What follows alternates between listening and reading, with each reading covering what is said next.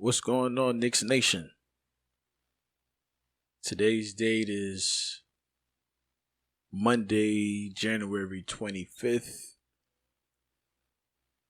and the Knicks are currently on I believe this is a 4-game West Coast trip. We have one more game left on this trip, which is Tuesday night at Utah. I would be super excited once this West Coast trip is over because all of these games are at 10 at night. And that means having to stay up past 12 watching the game. And I haven't really been able to make any videos on those games. Specifically, I believe my last video was about the Boston Celtics game. We had a back-to-back. We had another game on that Monday night. And I didn't get an opportunity to make a video for that game. And then our West Coast trip started on Thursday. And since then, haven't really had the opportunity to make videos. But here I am tonight or this evening recording this video, pretty much talking about all that has transpired in the past couple of games. The Knicks having that, I think we was on like a 5-game skid, bounced back, won 3 in a row. We beat Boston. We beat, I think we won 2 we beat Boston. We beat, who was that? Orlando. Then we beat the Warriors, which was the first game of our West Coast trip. And since then, we have lost 2 in a row to Sacramento and to the Portland Trail Blazers, respectively. I'm going to get into all of that in the next couple of minutes. But until then, you know the vibes. Knicks Nation, this is ReKNICKulous. And please run that intro.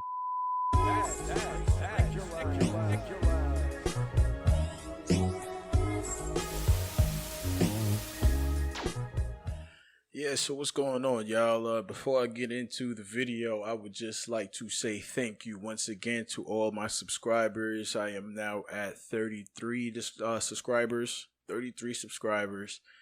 You guys have been watching the video, showing love, and hitting the like button, and I'm very much appreciative of that. I appreciate all of the love, always. Much very humbled and blessed. I appreciate y'all. If this is your first time on the channel, please like, comment, share, subscribe, all of that good stuff. And if this is your second, third, or however many more times, I believe this is going to be the 15th video. So if this is your 15th time, please continue to like, comment, share, subscribe, all of that, and share it with your fellow Knicks fans. And if you're just somebody who just showing support to me, man, I still appreciate you. Much love, much appreciation. I also would like to give a super special shout out to my daughter, Jalea. She has been a very instrumental piece of support for me in this stretch of days in which I've missed videos. She was consistently asking me, what's going on? Is there a game? Why haven't you been recording videos? And as I mentioned in the intro of this video, just the scheduling with the time and work and all of that, I haven't really been able to take the time out to make a video. I get home from work and then have to stay up for the game, and sometimes I was just too tired to really have to sit down and do the edits and all of that. So that is the reason why I haven't really been putting any videos up in like the last week. So yeah, super big shout out to Jalea, who was around the corner in the kitchen trying to stay quiet so that you guys don't hear her in my video. Thank you, baby girl. I love you. Thank you so much for your help. If her hair wasn't so crazy, I'd have her come into the video, but her hair looks crazy right now, so we're not going to do that. So without further ado, we're going to get into the video. So the last 2 games were a game in which the New York Knicks lost to the Sacramento Kings in Sacramento, and we lost last night to the Portland Trail Blazers in Portland, Oregon. Now, the game against, I'm going to speak about the Trailblazers game first because that's what I have loaded up on the screen, and I could just get through this real quick, and then I'll try to jump into the into the Kings game. And also moving forward, especially once the games come back to like a regular time frame, 7 p.m.s and maybe even the afternoon game, matinee games where it's like 1 p.m. or so, I'll probably start back doing the highlight reactions. That's going to be something completely separate that I'm going to keep on my page, and I have like a playlist dedicated to where I watch the highlights and I react to them. I would have loved to do that in these past couple of games, but as I stated, I haven't been able to get around to doing it. I'm not going to dwell on it. I'll just pick up where I left off on the next available opportunity that I have to do so. So, last night, the New York Knicks started out slow, playing the Portland Trailblazers. We weren't able to find a way to stop Damian Lillard, in which I believe once we finally found a stride in how to do that, which was like late, maybe like fourth quarter, when they finally started to double him and we saw like at least 3-4 stops in a row or something like that. We finally got like a stride going. Early on though, we had no answer from him. The first half he was like 100% from the field. He was hitting all his threes, he was hitting all his mid-range. He was going to the line and he was doing us dirty. They outscored us 37-24 in the first quarter. And this is a game where we saw the usual guys who do pretty good for the Knicks kind of have a slow night. Randall's had his 25. He fouled out in this game, which was a late call in the fourth quarter, which is a little skeptical to me. It's been seeming like since the Knicks have had their early start, their early breakout season so far, which we're probably projected to only have about 2-3 wins, and we're sitting at 8-10 right now, which is not too bad for the schedule we had. It seems as if we've been playing against these teams and also against the referees, because some of the calls are really skeptical. That foul call that ultimately got Julius Randle fouled out was like an inadvertent slap. He hit Robert Covington inadvertently because Enes Kanter kind of like had his arm hooked, so that caused his arm to flail up. Maybe he sold it, maybe not. We don't know. And another thing I want to mention about Enes Kanter. First of all, I hate how he runs. He looks like a fool. He was looking like a fool. I hated how he ran when he was on our team, and I still hate it. Also, I've been noticing that when guys shoot free throws and Enes Kanter is waiting when his team shoots the free throw, he's waiting to try to see if he can get the rebound or not. I don't know what the rules are. I'm not an official, and I don't follow the NBA that closely to be knowing like certain rules and regulations, like knowing it to a T. I don't watch the NBA for that.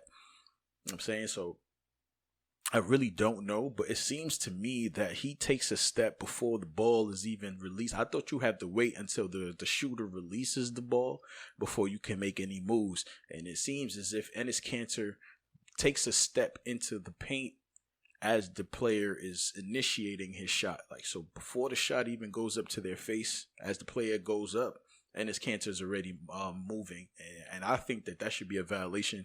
I've seen him do that at least 2 to 3 times, and in that specific play, which got Julius Randle fouled out, he happened to have done that and caused Julius Randle's hand to go up. So I don't know. I just feel like the referees are in cahoots with the rest of the NBA. Like, nah, we can't have the Knicks look too good right now. Like, this is not the time for it.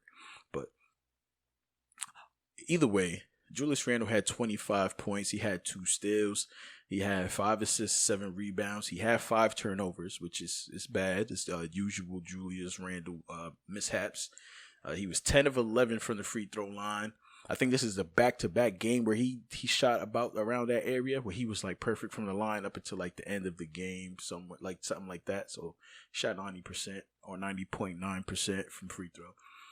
He hit 1 3. He was 1 of 1 and 7 of 18 from the field with a 38% field goal percentage, which is not really what we see from Julius Randle on a regular night. But all in all, he had a pretty solid game. R.J. Barrett had a quiet one. He had only 8 points, and he had 2 assists, 4 rebounds. He shot 2 threes in which he missed both of them. He was 4 of 9 from the field, so he only took 9 shots. And he had like a layup early in the game, first quarter. He took Damian Lillard and it looked like it was going to be pretty easy for him. And then we didn't see another attempt from him I think until like later on in the game. I don't know why that was, because we really could have used this offense early on because we struggled. Austin Rivers has been struggling as of lately. In the last couple of videos, I've been mentioning how it seems as if AR has been leaving the clip home. He don't got the clip on him. He ain't got the hammer on him. So he ain't been able to let it flock in the gym. And with that being said, I kind of, with having Frank Ntilikina back, he didn't even play in this game. We had him ready to play in last night's game, and he didn't play. And I feel like with us lacking his offense, I mean, he did hit a three, and we needed it. I feel like Frank hasn't really got he missed 13 games. He hasn't had the opportunity to show what he is able to do or is capable to do for us moving forward. So we should showcase a little bit of his talent, see what we got. We know that Frank Ntilikina has been a good defender from his rookie season up until now. That's what he's billed as, a defending guy. I think they're trying to make him into like a 3-and-D guy. And we know that he might have the opportunity to hit, like the ability to hit some threes if he has an open opportunity. So we should have put him in a position to try to make that happen. And we did not. We didn't see any Frank Ntilikina last night. We got about 30 minutes from Austin Rivers, and it was pretty much, I mean, he was 6+6 and a plus and minus, but we really got, we didn't get that much production from him. He did get 2 steals. He did have 3 assists. He got 2 boards. So I'm not going to take that away from him, but we need more. We need to try to use our guys a little better. Alec Burks is back, and he wasn't able to do it alone. Like as we can see, like did he start in the Kings game? I can't remember if Bullock was healthy and started, because I know he got to start tonight or last night rather, being that Bullock was out. So we got Alec Burks in the starting lineup, and we got 18 points from him. 3 steals, 1 assist, 4 rebounds. He was 5 of 8 from the 3-point line, 6 of 9 from the field, and he was 1 of 2 for the free throw line, which I don't think he should be. I mean, I wish our guys didn't miss free throws. I don't want them to miss any. I mean, you miss one, cool, but I would really wish they missed no free throws, because we can't afford. Between him and Julius, they were the only 2 guys to miss free throws that attempted them, and they each only missed 1. And the team shot perfect from the free throw line outside of that, but I would just really like for us to limit those misses to 0. This is just me being a Knicks fan, just dreaming. And Elfrid Payton continues to start, 8 points. He had 1 steal, 2 assists, 3 rebounds. 2 of 2 from free throw, 0 of 2 from 3. Why do they continuously pass him the ball to shoot threes? Bro, you're open for one reason and one reason only. Because you are who the opposing team would much rather shoot a 3 than anyone else on the floor. You, my guy, you are the elected 3-point shooter, the designated 3-point shooter, night in and night out for the New York Knicks from opposing teams. So if you're open, there's a reason for that. There's nothing wrong with taking a step or 2 or 3 away from the 3-point line and trying to get up a floater a la Emmanuel Quickly, or getting up a mid-range shot, which is a higher percentage shot by your standards. You know what I'm saying? So I'm just not understanding this consistent 3-point shooter from Elfrid Payton. And what else? Let's see. He played 24 minutes. So, I mean, him and Emmanuel Quickly played the same amount of minutes. I'm going to get to Emmanuel Quickly's stats in a moment. But Elfrid Payton, he had a good game in defending Steph Curry. Even though Steph Curry still exploded for 30+ points, he had a really good game defending Steph Curry, which kind of gave us the boost in beating them that night. But outside of that, like his offense wavers here. I mean, defense wavers here and there. His offense is almost the same. Like sometimes it's all right, sometimes it's not. And for the last couple of games, it has not been. We're 2 games away from the 20th game of the season, though, so I would like to assume that possibly after the 20th game, Tom Thibodeau and his guys will reanalyze and reevaluate the structure of the team and try to figure out a better lineup moving forward. Mitchell Robinson, he had 8 points, 9 rebounds, and he was 4 of 7 from the field. I cringe every time I see a Mitchell Robinson free throw attempt.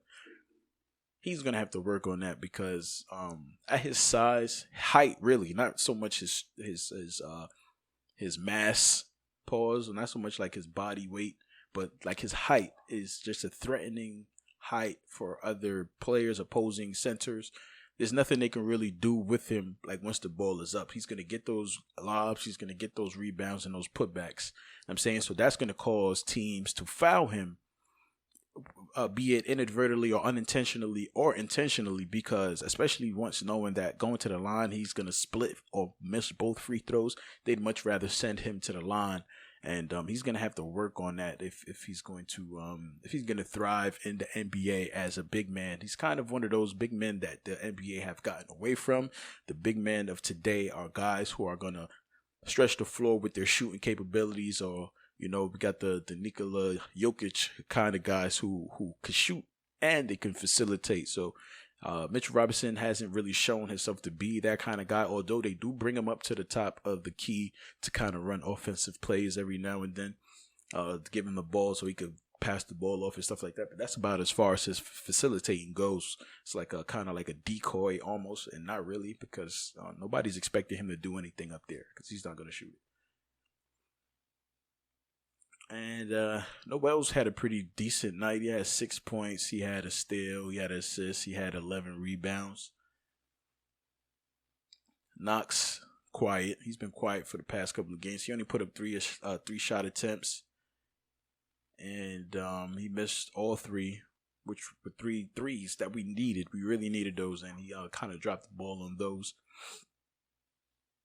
Toppin, he played only 15 minutes. He had 4 points.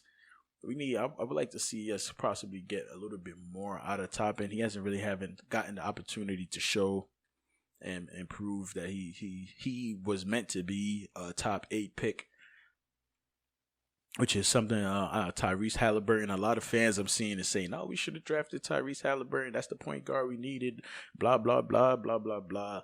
I don't never really dwell on that. I don't never really dwell on that. I mean, I think that was the same draft that we drafted Frank, that Donovan Mitchell was drafted after him. And had we drafted Donovan Mitchell, we might have looked like a different team at this point. But at the same time, the Knicks are known to draft players and get rid of them before, we really get to see what they could be. Or we didn't have really a development team to kind of like hone the skills of these young guys coming in, and we've really been chasing big names. So I'm not really fretting on that. I know that moving forward now we finally have development staff, and we finally have a front office who seems to understand the business side of the NBA and know how to put the right people on the roster. So I'm going to trust in them and trust that we're going to see something out of Obi Toppin moving forward, like beyond this season, because this season was supposed to be another season in which we were going to fail and end up in the lottery and get another draft pick. So I'm not really stressing it, but I mean, it still does hurt watching us lose games that we could have won. And I said all of that to bring me to the MVP of the Portland Blazers game. And that is Immanuel Quickley, who in 24 minutes had managed to drop 31 points. He had 4 assists, 3 rebounds. He was 8 of 8 from the free throw line, 5 of 8 from 3, and 9 of 18 from the field. So, 50% from the field, 62% from 3, and 100% from the free throw line. Please back up, Jalea, because I don't want you to hit that and knock the camera. And he dropped 31 points in 24 minutes. And if you mirror that with Elfrid Payton's night, he had only 8 points in those 24 minutes. Granted, Quickly took way more shots than Payton, but that is not something that I will ever complain about. Quickly had a great game, man. 31 points. The Rook showed us that night. He showed that he's been showing that he deserves to start. People are here and there with it. Some people want Payton to start because supposedly he has this defensive mechanism that kind of drives the New York Knicks starts. And if last night was any indication of the type of defense that Peyton brings to the field. It is it was non-existent against Dame Dollar, and with quickly on the floor in the last minutes of the game, we kind of saw a swarming defense that kind of forced the ball out of Lillard's hand and kind of forced everyone else to try to make something happen. And they were throwing the ball away, and we started to make a comeback. And although the Portland Trailblazers wasn't just a Damian Lillard show alone, other guys stepped up and did things. We had Damian Lillard was 6 of 10 from 3 last night. Carmelo Anthony was 2 of 10, which is disgusting. It was 20%. He was 21% from the field, so he didn't have a relatively great game. He had 12 points though, and I'm trying to see who else was kind of killing us from 3. Oh, and Fernie Simmons. That's the guy who pretty much killed us from 3. Aside from Damian Lillard, other guys knocked down threes, but no one was as consistent as Lillard and Fernie Simmons. I'm gonna call him Penny Simmons right now because this is a little difficult for me. So I'm either gonna call him Anthony, which is not his name, and I'm gonna stumble over Aunt Fernie, and I know that Penny Hardaway had that same first name, so we're just gonna call him Penny Simmons right now. So Penny Simmons and Damian Lillard both shot 60% or better from the 3-point line, and they were giving it to us. Because Gary Trent Jr., he hit 3 threes as well. All in all, they were 17 of 46 from 3, and we were 12 of 29 from 3.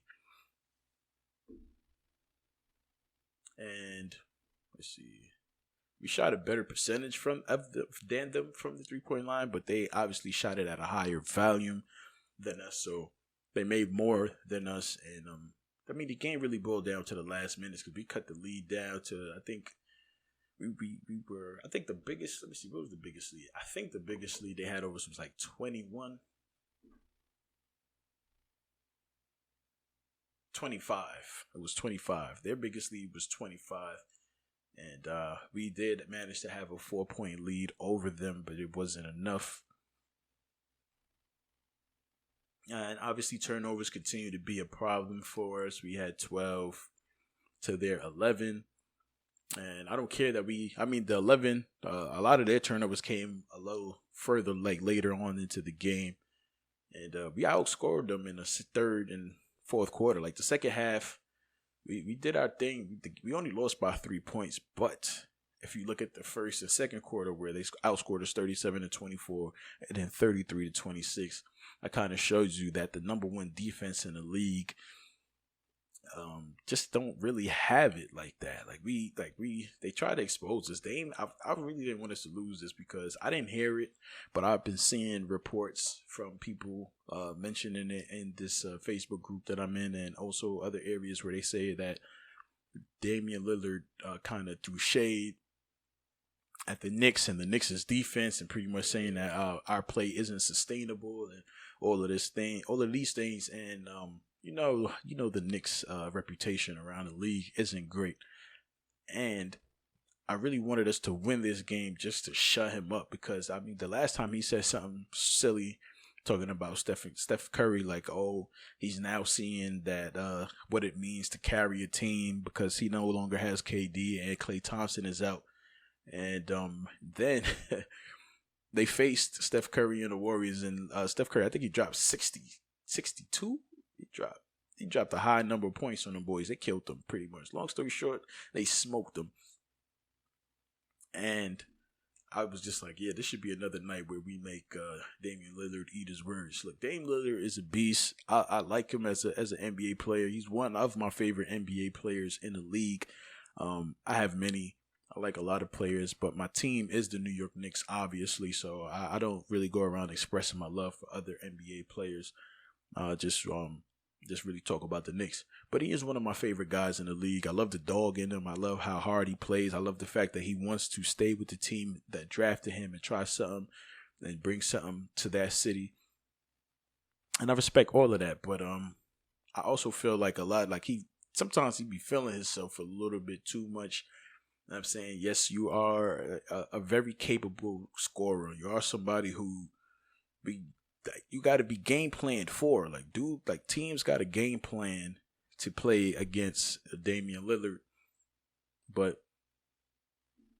sometimes he just needs to relax. I'm saying just chill. Like, some people ask you certain questions.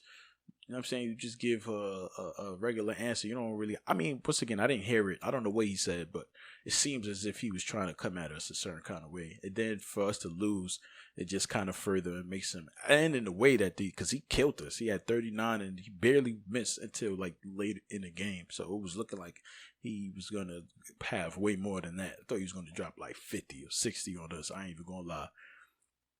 He maybe would have if he didn't have like an extended resting period because we were being beaten by so much. Once he came off the court, the second unit was able to keep up with the scoring, and that's what kind of pushed the lead up to like the 25s and stuff like that. He wasn't even on the court. But all in all, I mean, I'm not. It was a good game. The comeback, watching us come back, I just really like that this team is not going to just lay down and die for anyone. We're not just gonna let teams come in and just dismantle us. We're gonna fight to the very last whistle, and I could respect that. I respect that. I think what was that game? Our game was Thursday against the Kings. No, that was the Warriors. We beat the Warriors 119-104, and then we had a back-to-back. Right. I think Friday we played the Kings. Yep. We lost to the Kings 103-94. I'm not going to go too deep into those games because I've been trying to keep my video short. But I'm going to take a quick look at the box score for this game against the Kings.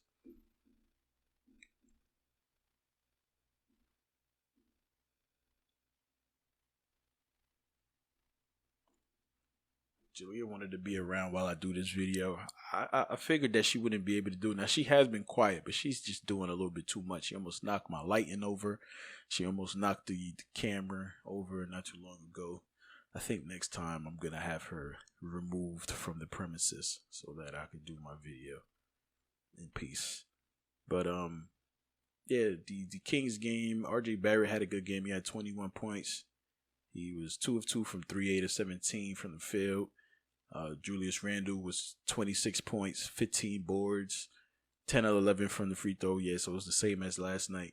He was 0 of 4 from 3, 8 of 17 from the field. So they both shot 47.1%.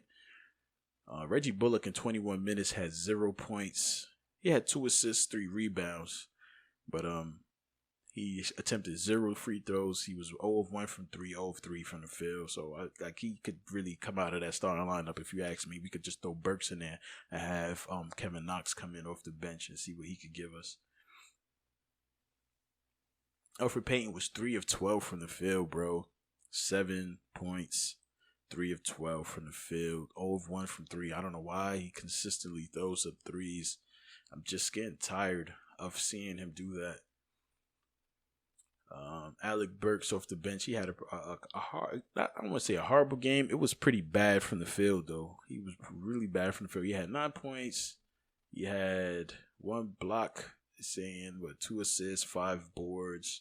Then he was 2 of 4 from 3, 2 of 4 from the free throw line, 1 of 5 from 3, 3 of 14 from the field. So that 21% is pretty bad. But that was his first game back. So, you know what I'm saying? I'll cut him some slack for that. Quickly had 8 points. He didn't get as much minutes as he got against the Portland Trailblazers. He only had 16 minutes. He might have had a better game, but we didn't get to see enough of him. Kevin Knox struggled. Obi Toppin, it was okay. They only played 12 minutes each.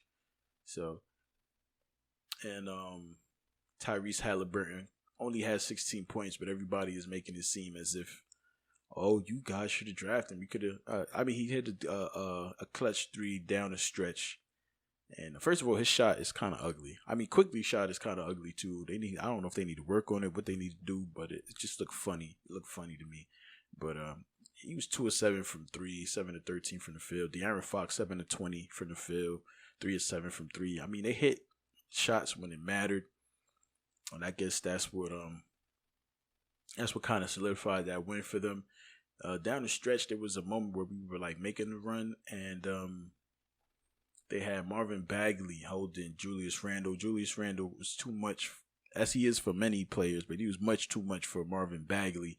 And there was a play where down the stretch of that game, I think Julius Randle may have scored on him 2 times in a row, and then the third time coming down, he was trying to post him up and get the ball again, and RJ Barrett must have felt in his head like, nah, this is my team, boy. Now it's my turn to make something happen. Excuse me. He drove it to the paint and lost the ball, and you kind of see Randle throw his hands up like, bro, what the? Because, I mean, and I agree with Randle in that sense. Like, I understand if you might feel as though this is your team or something like that, but at the same time, when somebody is cooking, and obviously the person who's defending them can't hold them, you got to feed them until you force the defense to make adjustments. You force the coach, which they ended up doing, to switch Marvin Bagley and put Harrison Barnes on Randle, and Marvin Bagley, I believe, was holding Mitchell Robinson, and Harrison Barnes has more strength. He was able to kind of, withstand Julius Randle's back downs and things of that nature to a much better clip than Marvin Bagley could have. And it worked in their favor, man. It worked in their favor. So all in all, out of this road trip, some people expected that we should possibly win 2 of the 4. The 2 that I expected that we were going to win, I did think that we were going to beat the Warriors, and I figured if we beat the Warriors, that would lead us into the momentum would lead us into beating the Kings, and then Portland and Utah was going to be 2 tough games for us because obviously Damian Lillard, you can never discount, discredit him, even though you take away McCollum being that he's hurt, and Jurkic is hurt.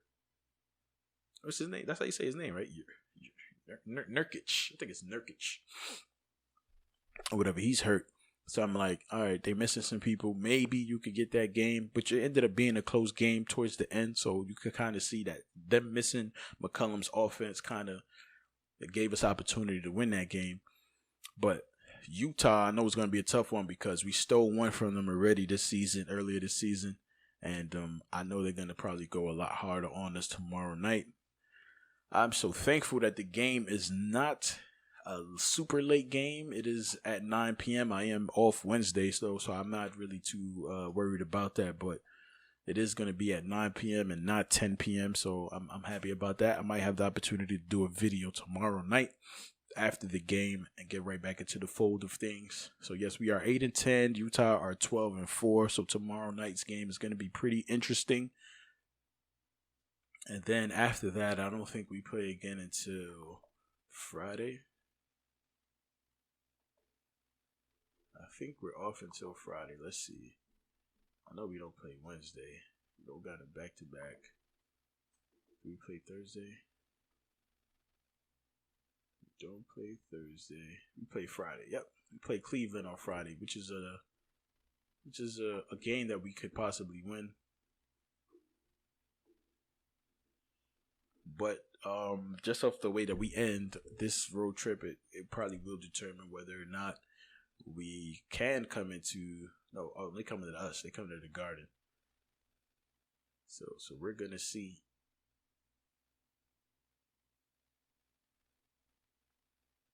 I'm trying to see what the Cavaliers' record is looking like. Oh, they're 8-8, 8-8 right now, as of right now. So. Yeah, that pretty much sums up this video.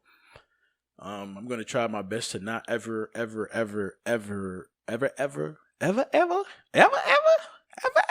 to try my best to never, ever again go on a week plus, or, you know what I'm saying, like disappear for so long as far as the videos are concerned. I've been going for about a week, and I'm going to try my best not to let that happen again. I've also been thinking about incorporating some of my 2K games into the channel. I haven't gone next gen yet. I'm still on the P4, And I wanted to wait till I get my P5, but I'm not going to get that anytime soon. I'll keep it all the way 100. It's way more important things for me to take care of than purchasing a PS5 right now. So I just figured, F it. I'll just see how it goes. Probably record myself playing the game one day and just go from there. There are some things I do need to purchase in order to make that happen. And I think that's just hardware and possibly some software just to kind of smooth things out when I record and edit these videos. But if you made it this far into the video, I salute you. Thank you very much for being a top shotter and a top That's ReKNICKulous supporter. Please like, comment, share, subscribe. If you haven't already, obviously subscribe. Please do so. Please recommend to your fellow Knicks fans. I got the Twitter information and my Gmail information in the description. So feel free to reach out and hit me up if you have any ideas or any tips, any thing you want to talk about, man. I'm here to talk. The comment section is open. Please leave a comment and hit those thumbs ups, please. Once again, that's ReKNICKulous, and I ain't got no more to say. So bow. Thank you for tuning in. Go ahead and like, comment, share, subscribe, all that good stuff. We appreciate you over here in Knicks Nation. Once again, that's ReKNICKulous, and I'm out.